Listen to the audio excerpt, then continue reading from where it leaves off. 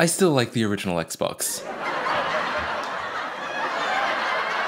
Is it just me, or has the OG Xbox become a little neglected in the public consciousness? It was obviously popular in its day, but it feels like it hasn't enjoyed quite the same nostalgic reverence that the PS2, GameCube, and even Dreamcast have. The Xbox 360, which admittedly was far more successful, seems to have largely eclipsed it outside of a handful of die-hard fans. Okay, maybe in retrospect those other consoles probably had an overall stronger list of exclusives, or at least exclusives that didn't eventually get ported to PC, but the Xbox still had plenty of great ones, and I maintain that for any game released only on the PS2 and Xbox, and there were quite a few of those, the Xbox version was almost always superior. It's all worth it for slightly smoother frame rates and slightly better graphics in games like Burnout 3 and Midnight Club 3. No, you don't have a life. This year I set mine back up to revisit a bunch of my old favorites. This isn't the one I grew up with, however. I sold that one off many years ago. When I came to acquire this one, all that came with it were Duke controllers, the original widely derided controller design that my dainty hands don't fit around properly. Ideally, I'd get the much more conventional and comfortable Controller S, which I had on the one I sold, but they were a little pricey online last time I checked. I mean, some of these are the same price as a brand new PS4 controller right now. So instead, I decided to try some cheap aftermarket clones, just to see what they were like, really. You know how people say you should never buy a cheap aftermarket controller clone?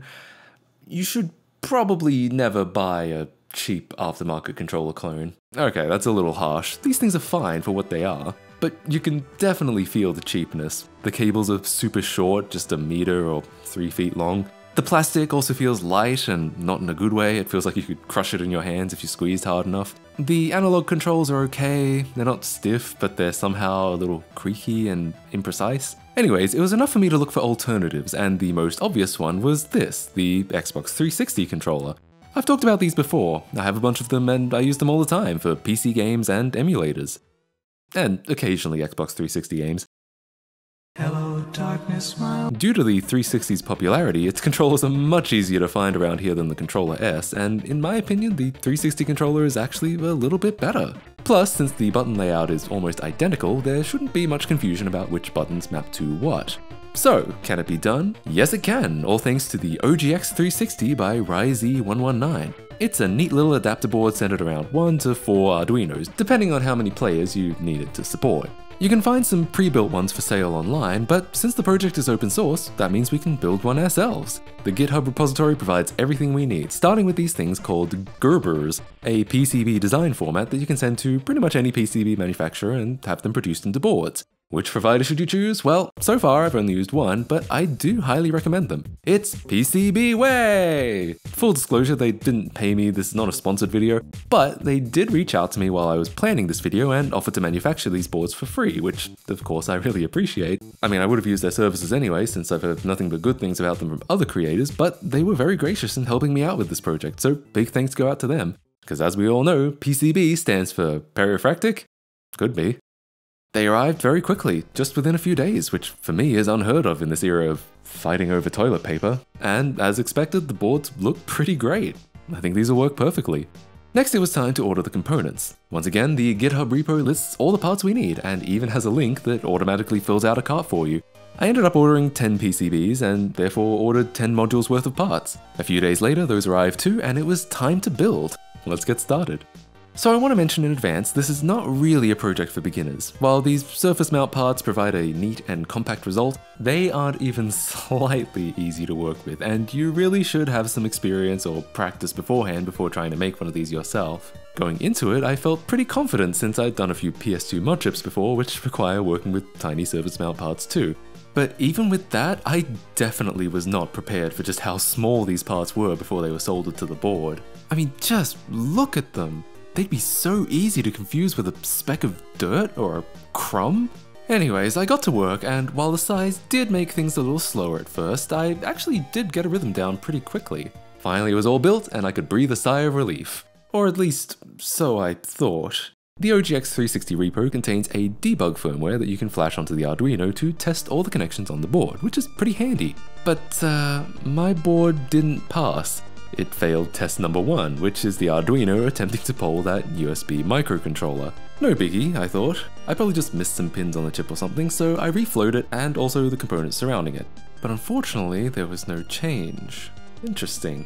Everything looked fine as far as I could tell, but there was one chip that I couldn't check. It was a buffer chip underneath the Arduino, which was now inaccessible with the Arduino soldered in.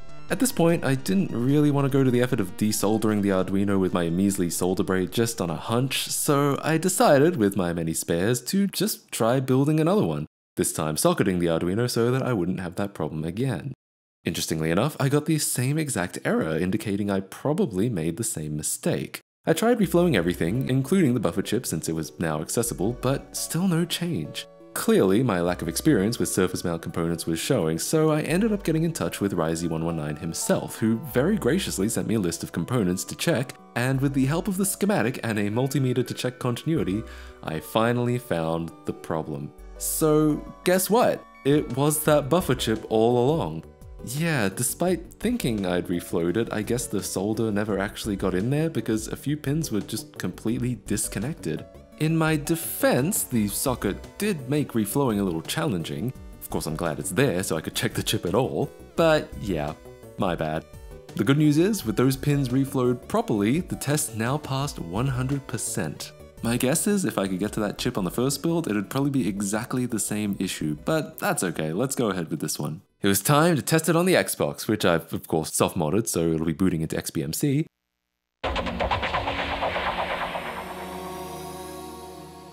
The wireless adapter's lit up, let's turn on the controller. There we go, and yes, it works! This is kind of surreal. I know this is literally what the board is designed to do, but somehow I still can't believe that it's doing it. Well, let's play a game.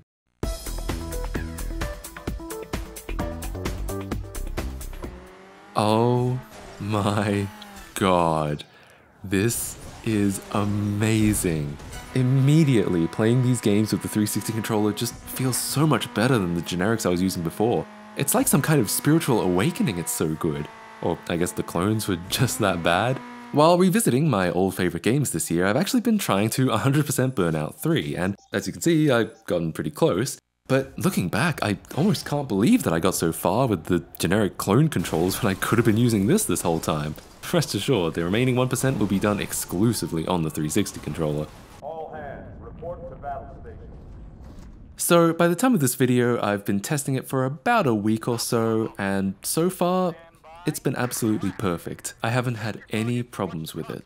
But there are a few things that I think you should know before you get one of these yourself. The biggest change between the OG controller and this one is the removal of the white and black buttons in lieu of these little shoulder buttons, and this is indeed what they map to now. LB for white and RB for black. Fairly logical since white was on the left and black was on the right. Now for Xbox veterans, this may sound like an obvious remapping, but let me tell you, in the heat of the game where your mind goes straight to muscle memory, since the layout is so similar to the controller S, I did instinctively press nothing a few times where white and black would have been, at which point I had to stop and think about which button was on which side so I knew which bumper to press. Not a deal breaker by any means, but definitely a learning curve. The 360 controller is also missing the pressure sensitive buttons that the original controller had. You can see here the Duke reports values from 0 to 255, while the 360 controller is all or nothing. This is actually a limitation of the controller itself, not the ogx360, since the pressure-sensitive buttons were removed in the 360 controller. And honestly, good. I hate pressure-sensitive buttons. I hate having to squish the fuck out of your own thumb to make sure your car is going full throttle. Thankfully, most Xbox games use the analog triggers instead, but on the PS2, which also had pressure-sensitive buttons, you were not so lucky. Another reason I tend to prefer Xbox ports. Anyway, if you're not like me and actually like or need the pressure-sensitive buttons, you might want to stick with the OG controllers instead. Finally, you might be wondering about input latency. Does the ogx360 delay your inputs and throw off your reaction time as it converts controller signals? Let's do an empirical test of sorts. I'm going to film the Xbox running on a CRT to prevent any display lag, and film myself using each controller and with the 60 FPS feed from the camera determine how many frames of input lag occur on each controller.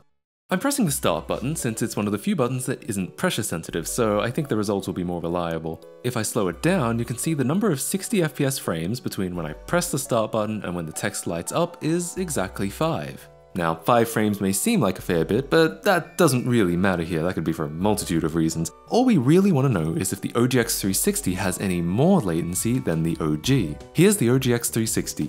Here we go in slow motion.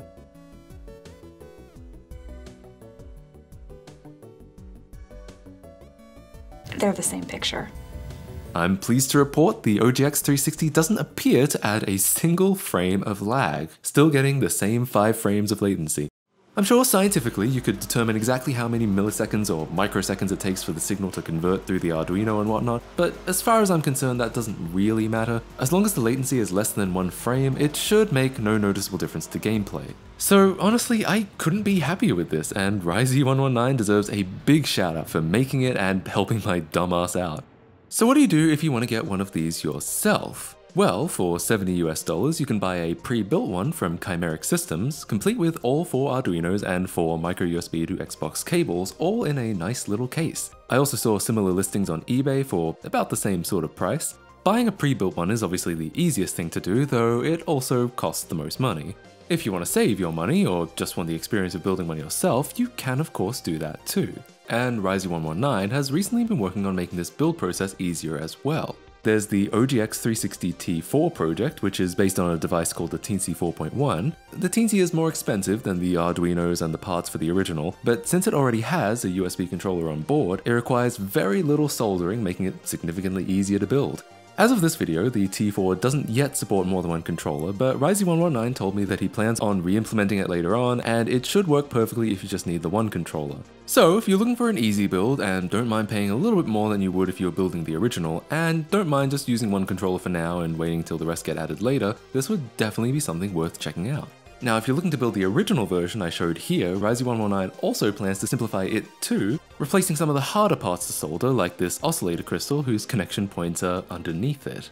The new design hasn't been fully tested and therefore hasn't been merged into the main branch yet, but basically if you want to get an ogx360 you have a lot of options and building it should be easier than ever very soon. Of course, if you did buy the parts to build your own, then it wouldn't cost much more to buy a little bit extra and build a few more, at which point you could resell or even give away the modules you don't need. Speaking of which, guess who has 8 working modules and doesn't have that many friends? That's right, I've decided to give away the modules I don't need to you, my subscribers that have made all this possible. Each one will come with an Arduino, just waiting for the rest to arrive in the mail, but you will need your own cable. Unfortunately, I won't be able to include that. But an Xbox USB or even an Xbox to micro USB should be easy to find. It is also just one Arduino. If you want more than one player on 360 controllers, you'll need to add the extra Arduinos yourself. But otherwise, I've tested them all and they're working perfectly. So if you'd like to grab one of these, make sure you're subscribed to the channel and then send an email to MattKCogx360@gmail.com. And sometime in January probably, I'll choose the winners and ship these out. I'll be shipping internationally, so feel free to enter from anywhere in the world. Anyways, big thanks go to Risey119 for not only making this project, but also helping me out. Big thanks go to PCBWay as well for helping out with the PCBs. And big thanks go to you for watching this video. Best of luck if you entered the contest, and I'll see you in the next video. Bye guys. Subscribe to MattKC.